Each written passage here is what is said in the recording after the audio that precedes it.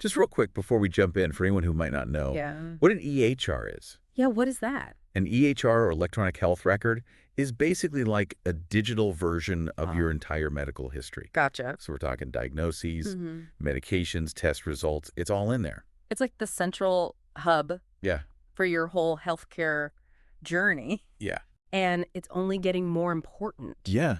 As healthcare keeps relying more and more on technology. Absolutely. So we've got all this sensitive info stored digitally, right? Yeah. How do we make sure we've got control over who can access all that? Yeah, that's the big question. That's where these EHR consent frameworks come into play. Yeah. They're really important. They really are. And this document we're looking at really stresses how these systems need to be super flexible and offer different levels of consent. Yeah. So it's not just a simple yes or no.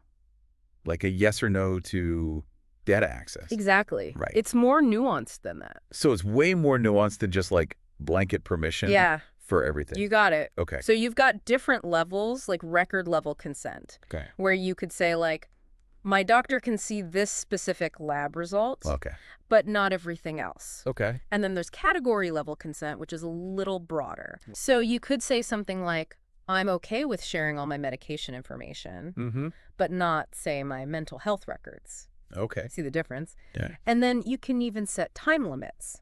Oh, wow. On your consent. Time limits.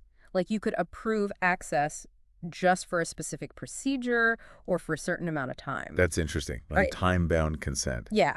Okay. So that gives you... It gives you a lot more control. A lot more control. Yeah. But I'm curious, is it just about restricting access, or are there benefits? Oh, that's a good question. For medical providers with this too? Absolutely. It's not just about restrictions. Okay. You know, when doctors know that you've specifically consented to share certain data, they can be more confident in using that information to make the best decisions for your treatment. Okay. It's really about transparency and building trust between patients and providers. Okay. So it's more like a two-way street. Yeah. Where both sides benefit from having that clear consent. Yeah, that's a great way to put it. All right. And this document also mentioned something called FHIR. FHIR. Fast Healthcare Interoperability Resources. Right. So what exactly does that mean for, like, the average person navigating the healthcare system? That's a great question. Yeah. So think of FHIR as like a universal language that different EHR systems can understand. Okay. So this means that your consent preferences can travel with your data, even if you switch doctors. Oh, wow. Or healthcare systems. That's really helpful. Yeah, it streamlines things. So no more, like, endless consent forms. No more signing your life away. Every time you see a new doctor. Exactly. Okay, that's awesome. That's a big win. Yeah, that's a huge win. For sure. So that kind of leads into how these EHR systems actually display data that's subject to these consent directives.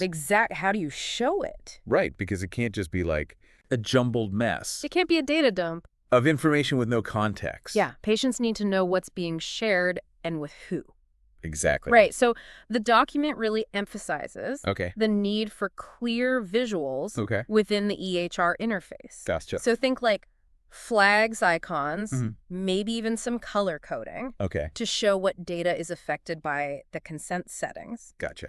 And then there's this concept of dynamic data masking. Okay, what is that? So that means the information that's displayed actually changes. Oh, wow. Based on who's looking at it. Okay. So like a nurse might see different information than a specialist. Gotcha. And it's all based on your preferences. Okay, so it's like my consent preferences are like shaping what each person can see. Exactly. It's tailoring the view. That's really interesting. Right. Wow. And this ties into this whole trend of patient portals where you can access your EHR and all your consent information online. It's all part of this move towards patient-centric care, where you're actively involved in managing your own health data. That makes a lot of sense. Right.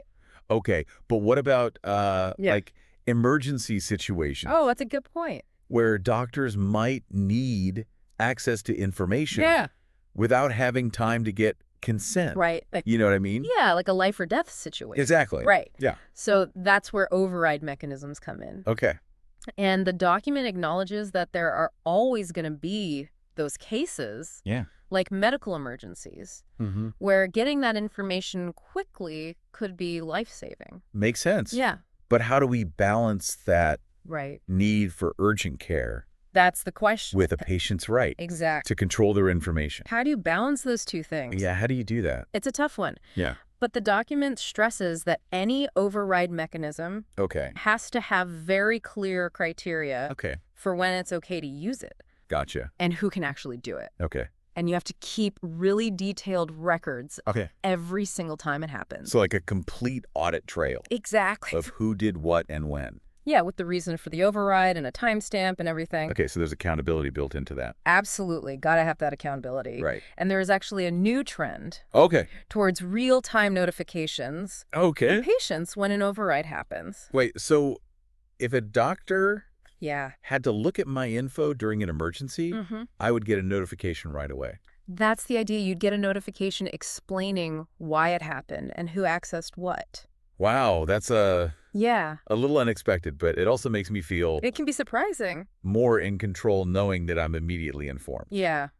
It's about transparency. What are your thoughts on that?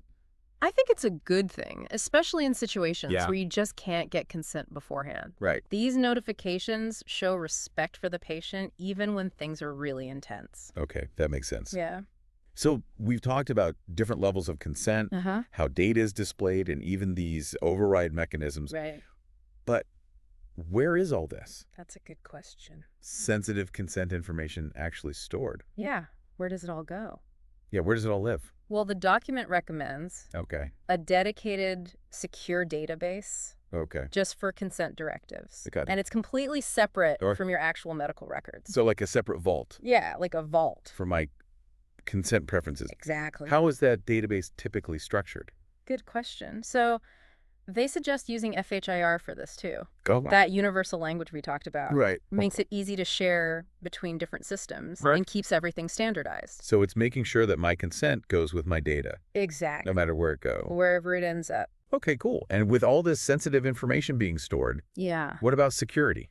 That's a big one. Yeah. Has to be a top priority. For sure. The document really stresses strong encryption to protect that data. Gotcha. Both when it's stored and when it's being transmitted. So like a digital shield. Yeah, like a shield. Protecting my preferences from unauthorized access. Nobody's getting in there. Okay. And what about cloud-based EHRs?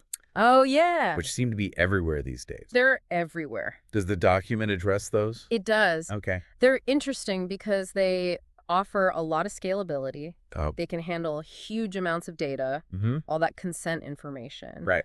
But it also means you have to be really careful about who you choose as your provider. Okay, so what should I be looking for? You want to make sure they meet the highest security standards. Gotcha. Like look for providers who meet international security standards.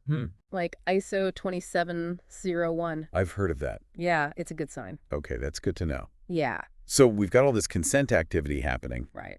How do we actually keep track of it all? Yeah, good question. And make sure things are running smoothly? No, that's where reporting and auditing come in. Okay. The document really highlights the need for tools that can track everything. Yeah. Consent changes who's accessing what any overrides. Wow. You need a clear picture of what's happening with consent across the whole system. It sounds pretty complex. It can be. Are we talking about like someone manually checking all of this? Not necessarily, no. Okay. Interactive dashboards are becoming more common. Okay. Gives privacy teams a real-time view of all that consent activity. So they can spot trends and problems faster. Much faster. Okay, that's pretty cool. Yeah. What kind of activity would actually That's a good question. set off alarm bells? Yeah, what are the red flags? What should those privacy teams be looking out for? Well, that's where things get even more interesting. Okay. They're talking about using AI for this now. AI? Artificial intelligence. Ew. Analyzing all that data. Okay. Imagine a system that can spot unusual access patterns. Yeah. Or anything that deviates from normal activity. Like a digital detective. Yeah, like a detective. Constantly looking for suspicious behavior. That's the idea. That's pretty amazing. Yeah, it's pretty powerful stuff. AI seems like it could be a game changer. Yeah, could. For keeping this consent data safe. Definitely. But it's not all about technology, right? You're right. It's not just about the tech. Okay. The document also emphasizes regular privacy audits. Okay. Both internal and external. Gotcha. Make sure the system is following all the rules. Right. So it's like a regular health check. Yeah, like a checkup. For the whole consent framework. Exactly. Okay, so regular audits, important. Very important. Are there specific regulations I should be aware of that protect my health information? Depends on where you are. Okay. In Canada, we have PIPEDA. Okay. The Personal Information Protection and Electronic Documents Act. Okay. And in the U.S., there's HIPAA, the Health Insurance Portability and Accountability Act. Right. These set strict rules for handling personal health information, including consent data. Okay, that's good to know. Yeah, that's good to be aware of those. That's reassuring. Yeah. It sounds like there are measures in place to protect my data. They're there. But what happens if something goes wrong? Right. What if there's a data breach? Yeah. Or my consent preferences aren't followed? That's a good question. What then? That's where the ethical considerations come in. Okay. The document really emphasizes clear communication. Okay. Patients need to be informed about any changes to their consent or if there's been an override. Okay. It's about respecting their right to know Gotcha. what's happening with their information. So it's like a promise to keep patients in the loop. Yeah, a promise of transparency. And be transparent about how their data is being handled. That's it. Okay. And it's not just a one-time thing either. Okay. Ongoing patient education is really important. Right, so people understand their rights. Exactly. And the different levels of consent. Yeah, and how to manage their preferences within the system. It's about empowering patients. For sure. To actively participate in their healthcare. Not just be passive. Rather than just being passive bystanders. Exactly. And I noticed toward the end of the document, there's a mention of... What's that? Blockchain. Blockchain. Which I thought was like a cryptocurrency thing. Yeah, most people associate it with cryptocurrency. Yeah. But it's got a lot of potential uses beyond finance. Okay. In the context of EHR consent, it could be used to create a record of everything. Wow. Every decision, every access, every override, all that information would be stored on a super secure ledger. Okay. That's virtually tamper-proof. So it's like a permanent, transparent history. Oh, it's a good way to put it. Of everything that happens with my consent data. Exactly. Wow, blockchain could add a whole other level of accountability. A whole new level. To these EHR consent frameworks. It really could. That's really interesting. Yeah, it's a pretty cool technology. So we've covered a lot of ground. We have. The technical side. Yeah. Regulations, ethical aspects. Even these futuristic technologies. It's a lot to think about. Like AI and blockchain. Yeah. What are your biggest takeaways? Wow. Well, I think it's clear that building these EHR consent frameworks, they're complex. Yeah. But so important. Sure. We're talking about finding that sweet spot between protecting people's privacy and enabling healthcare to actually work. Right. You need the technical know-how, the regulations, and a real commitment to doing things ethically. Absolutely. And it sounds like this isn't just a set it and forget it kind of thing. Oh, definitely not. As technology changes, these frameworks have to keep up. They got to adapt. Right. It's constantly evolving. Yeah. It's exciting to see how these innovations are shaping things. Yeah.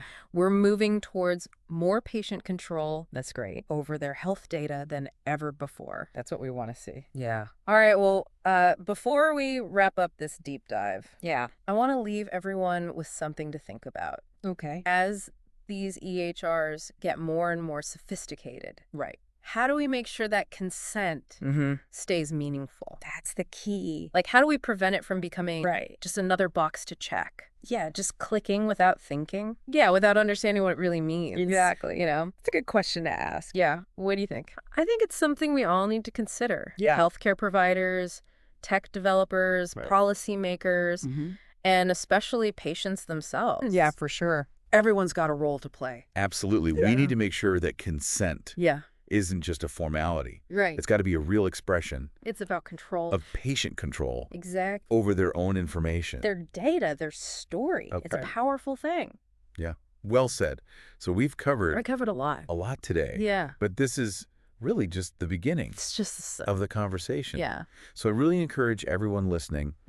Think about your own experiences with healthcare. Yeah. And how technology is shaping your relationship. It's changing things. With your medical data. Yeah. Ask yourself, like, what does consent actually mean to you?